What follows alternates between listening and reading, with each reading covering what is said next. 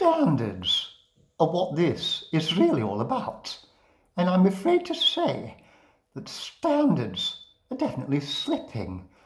Such has been the decline that I think it's safe to say that I hardly recognise the announcers at the BBC these days.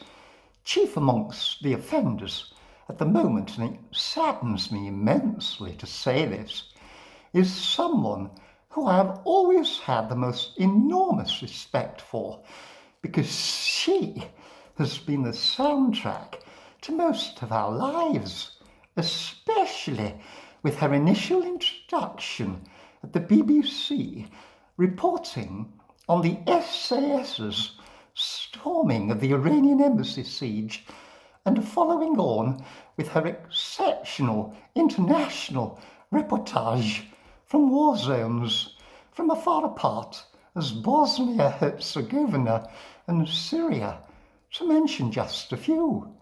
Yes, it's hard to believe, but I refer to the legend that is Kate Adie, war correspondent extraordinaire, or Whistling Kate, as I now refer to her, who is now freelancing and regularly presenting from our own correspondent on BBC's Radio 4, and also as an after-dinner speaker.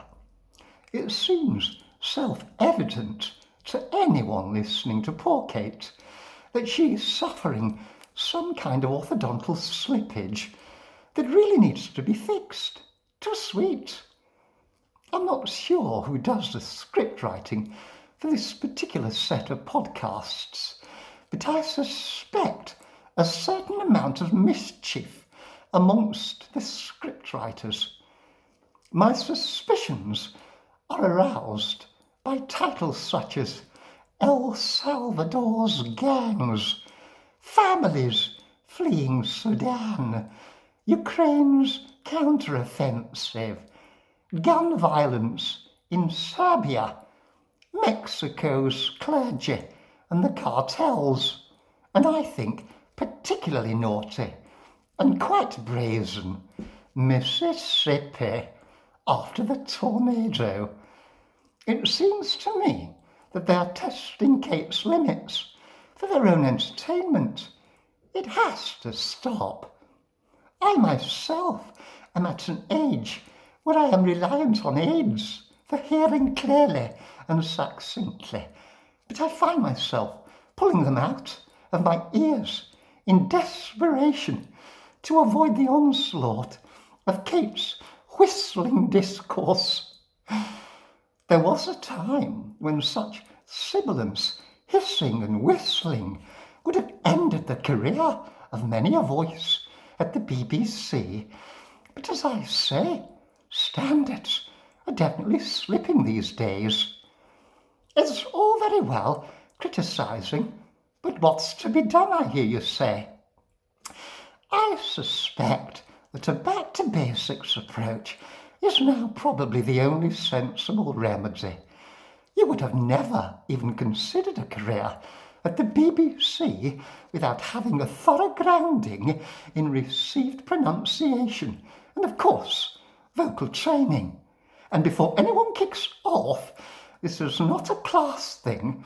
It's about clarity of speech. Does anyone stretch and warm up the vocal cords anymore at the BBC before going on air?